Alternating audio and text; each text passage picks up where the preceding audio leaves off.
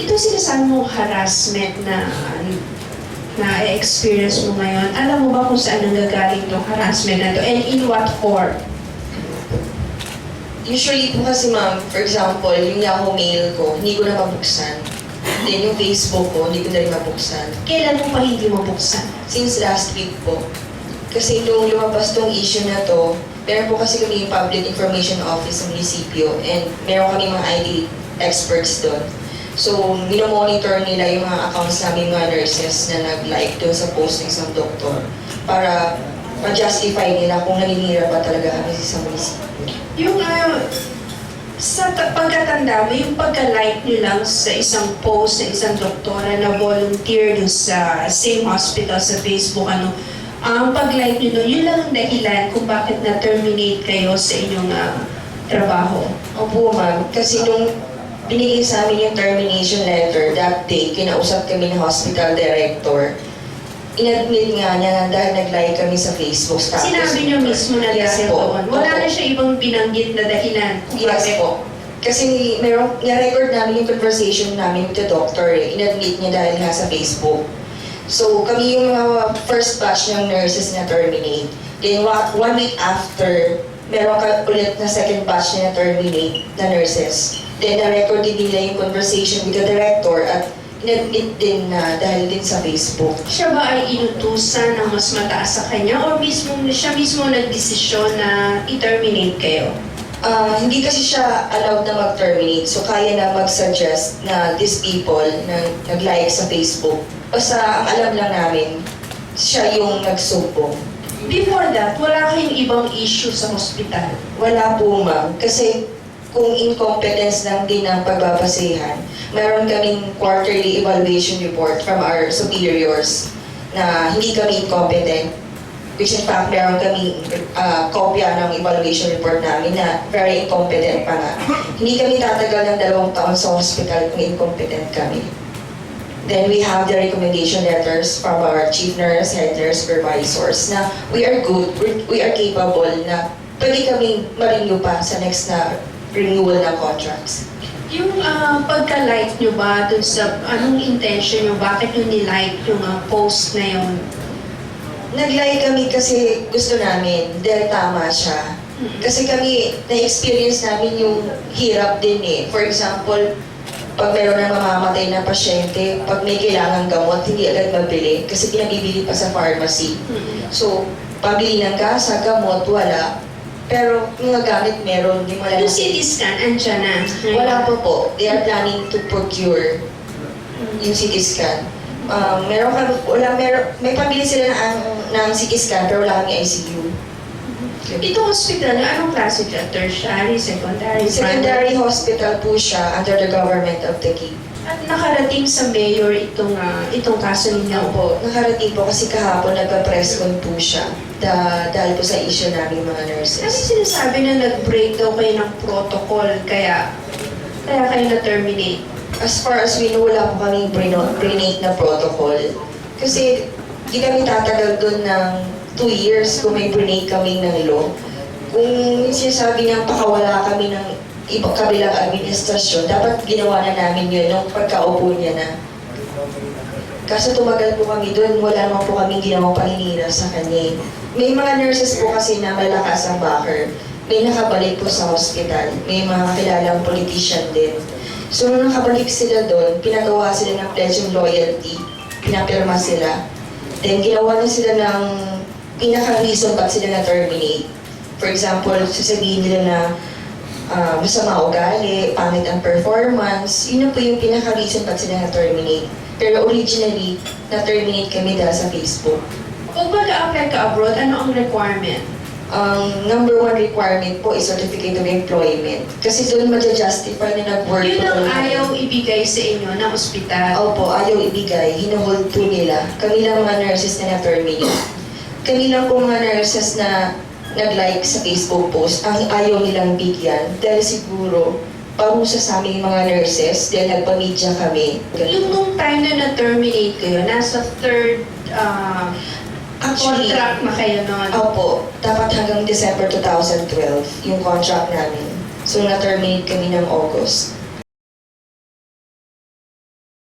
Sabi po ng doctor na may express my feelings about the hospital. Parang sinabi niya doon na even pambili ng gasa wala. May mga madaming kulang sa hospital.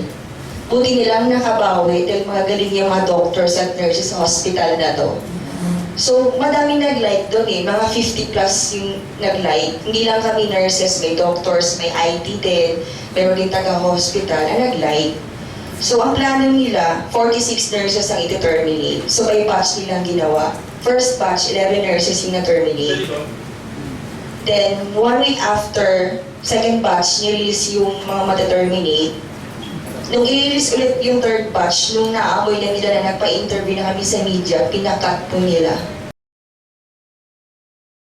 Nung kinausap kami ng director namin, kasi oo lang kami ng oo eh, kahit wala akong due process nangyari. Hindi kami winarningan, walang suspension, termination agad, effectivity kinabukasan. So, ang concern na lang po namin is nabigay yung certificate of employment. Kasi hanggang ngayon, di po kami, lahat ng 60 nurses na yun, di maka-apply abroad. Kasi wala yung hinohold po nila. Ako, yung career ko po napapabayaan ko na. Supposedly, mag-a-apply na ako abroad, but I cannot. Kasi yung certificate of employment, hinohold nila until now. Which is take right ko naman, kasi nagtrabaho po ako sa kanila. Opo sir, kasi even before kami na-hire, may mga nurses din na terminate galing sa previous administration, binigyan po nila ng certificate of employment, kahit na-terminate. Then nung naka-1 year ako sa hospital, binigyan naman po nila ako sir eh. Binigyan na akong COE, ba't ngayon lang hindi? Ito yung COE ko nakuha ko, naka-1 year ako sa hospital. Then yung i-release na yung third batch ng nurses na mati-terminate, ininahan po nila may nag-resign. So, binigyan nila ng COE yung mga nurse na nag-resign, pero ba't kami lang hindi? So, right po namin yun, kaya pinaglalaban po namin until now. Sinabi po ni Mayor na karapatan din nila na huwag magbigay ng COE. Yung mayor. Si Mayor Lani Cayetano po. Okay, Mamala, di ba, hindi ko alam pero talaga pag sinibak ka, hindi ka talaga bibigyan ng certificate of employment. Alam ko pwede. Pwede magbigay. Sa private, sa DOLE, pwede. Pero, but I remember there was a bill that she sponsored when she was still a congressman. It's Bill 02733 saying na dapat ang government employees terminated should be given a certificate of employment. So it's the same argument that they are raising. Sino nag-file ng bill na yan? No, it was a bill that she tried to sponsor when she was a congresswoman. So that's it, ano? Si Lani. And so we raised that to her, no? Ang sabi kasi niya, contractual daw sila. Ang point din namin na gusto namin i-pursue, whether contractual ka or regular, as long as you've served the government, at one point, you are a government employee. So, ang hinihingi lang talaga nila is their certificate of employment. Bakit po ganon? Bakit pag sa DOLE, kasi kahit sa DOLE, diba, pag terminated ka, bibigyan ka ng certificate of employment. Pero bakit ganon? Ba't nila iniipit yun? Because we feel that we are being abused. Alam niyo po, wala kaming influence, wala kaming power. So after this, we will try to appeal to the DILG since the mayor is under the DILG to at least enforce naman na ibigay po yung dapat sa kanila. Pagkatapos po nun, pupunta po kami sa human rights. Kung meron pong abogado na gusto pong mag-represent sa kanila pro bono, please get in touch with us kasi we really need your help. Sana nga, huwag umabot sa ombudsman kasi hindi nga po ito politika. Alam niyo, wala naman po kami pera. Magkano lang po ang sweldo ng mga nurses namin. Ang aming involvement po sa advocacy group, voluntary work lang po. Wala pong dialogue na nangyari, sir. Hindi kami kinausap from the side ng Cayetano. Wala kayo nakaharap. Wala po. Yung mga kaitano, kadaldal yan eh. They live on reason and reasoning out. Hindi kayo nagulat na hindi kayo pinag-reason out. Bigla mo terminate. Dito lalaki ng ganito eh, na kung kaya ma-settle down within sa hospital lang. Willing naman po kami, sir eh. Kaso pinagpasapasahan na kasi kami. I think it all started with yung first post ko sa Facebook saying that I am sad about what's happening. So, naglagay lang ako ng puna ko. Para sa akin, hindi masama yung sinabi ko na nalulungkot ako dahil mabagal yung progreso dun sa hospital. Because, the chief of clinics and the chief of hospital, hindi sila magkasundo. So, each of them have their own followers. So, ang affected kami ng mga nagsisilbi dun sa hospital. So, yun yung sinulat ko.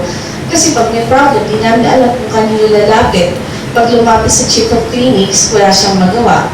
Pag lumapit sa chief of hospitals at in favor of the chief of clinics, wala rin nangyayari. So, yun yung sinabi ko na nalulungkot ako. And then at the end, parang sinabi ko lang, mabuti na lang at magagaling at mahuhusay yung mga doctors and nurses. Kaya, siguro, ang dami-daming nag-like. About that CT scan, the earlier question, I was really wondering why they were assuming it was them.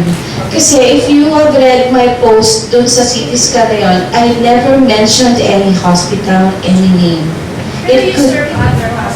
Yes, ma'am. I am connected with other hospitals. So, sabi ko nga, how come they felt so, affected by that post when I never mentioned any name or the name of the hospital? Inassume nila na sila yun. During that time, nag-text yung isang nurse sa akin na, Doc, nabalitaan niyo na po ba yung nangyari sa akin, sa amin? So, I have no idea. So, nung tinext ko, why, what happened? We were terminated because nag-like kami sa Facebook po ninyo. So, hindi na ako napalagay from then on. For me, it was, parang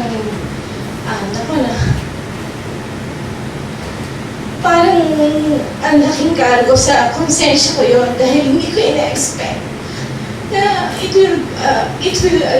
sorry. It's okay. I never expected na it will cause too much problem with the rest of the nurses. Kasi parang ang bigat sa cargo ko, konsensya ko po yun na 16 yung sorry. Ayun na po, umiiyak.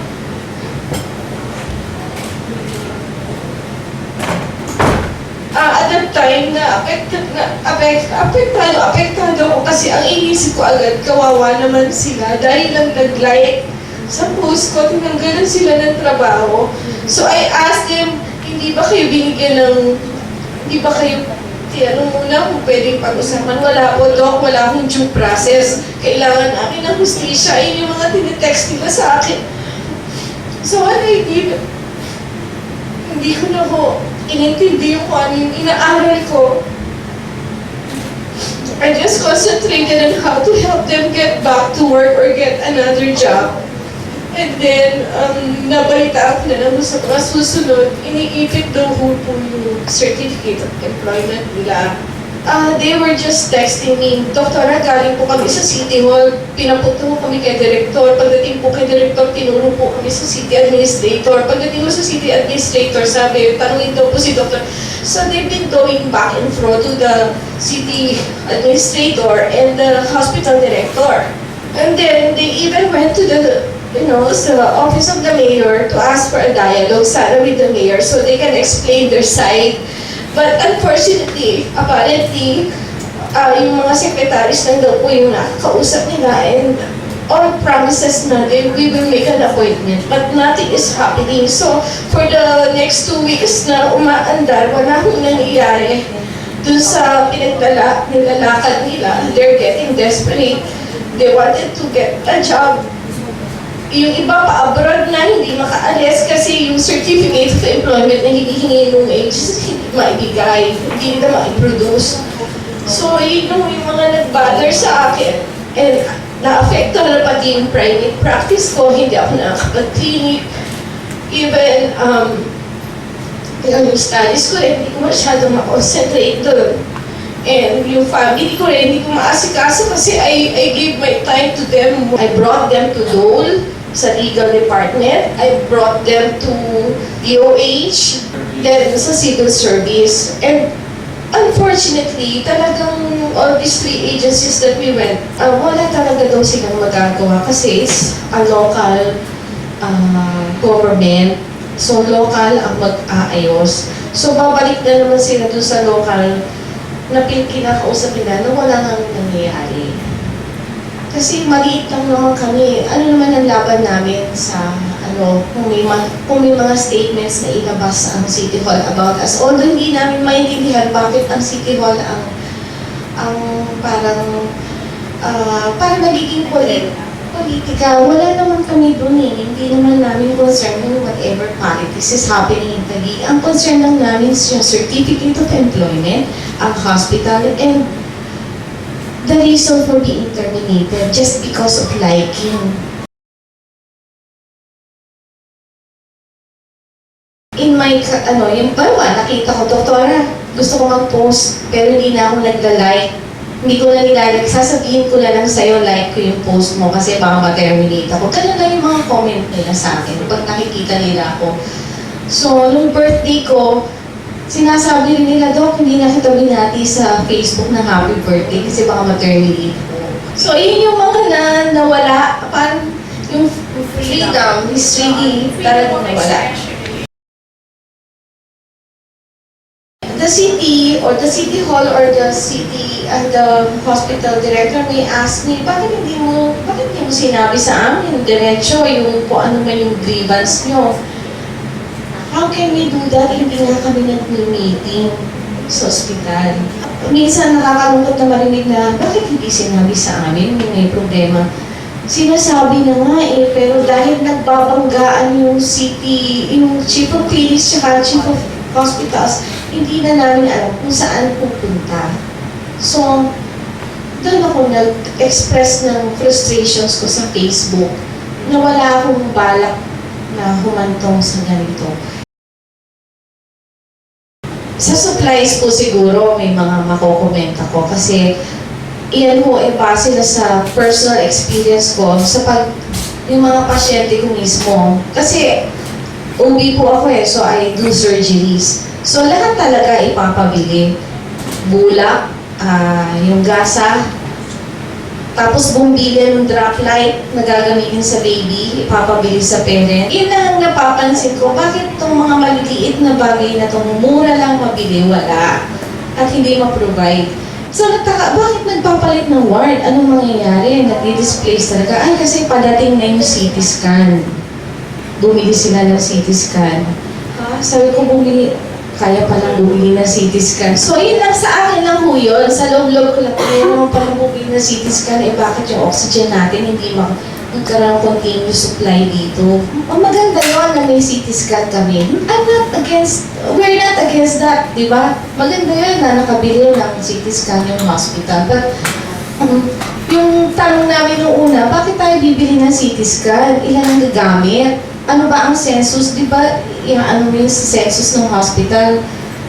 O para sa mga na-stroke na pasyente. Mayroon na-stroke, wala naman tayong ICU, wala tayong respirator.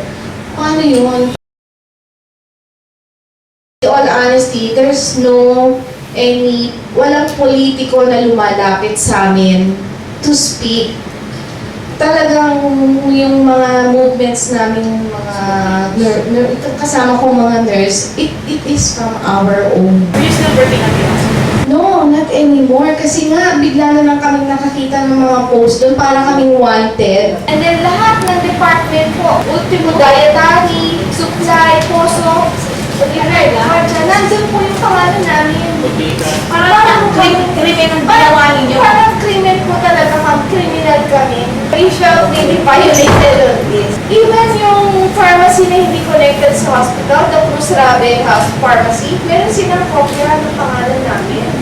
So, when I read this, talagang, oh my God, bakit naman kami tinag? After several years of, working for free at that hospital, so I don't consider myself as terminated person kasi in the first place, hindi naman po ako empleyado doon. Volunteer lang talaga. Kaya nga masakit na lumalabas sa news yung kaya kami tinanggal kasi in question yung competence namin. It was so masakit. Kasi serbisyo, bibigay mo libre kahit anong oras ng madaling araw. Gigisingin ka, doktora, meron po dito ruptured ectopic pregnancy. Wala po, hindi mo makontak yung doktor na naka-duty. Sasaluhin ko yun. O sige, darating ako, then I will ask my partner anesthesiologist to come with me. We will do an operation. Pag kulang ng dugo, walang ako ang dugo, I will help pa maghanap ng dugo. Masakit talaga na i-question yung competence ko kasi matagal kong inalagaan yung pangalan ko. Kung may makakarinig siguro mga pasyente ko ngayon, siguro kahit sinabi will stand out. Iko-contest nila yun, hindi ako incompetent na doktor kasi I've been giving my all, whether service patient yun o private. I give my all. Kada kaso, wala akong tinitignan kung makakabayad yan o hindi. Pare-pareho ang treatment namin. Ang pinaglalaban ko talaga, yung mga nurse po na tinanggal. How about them? They're having a hard time looking for a job kasi because they don't have the certificate of employment that they've been asking for na hindi ko maintindihan ba't hindi pwedeng ibigay.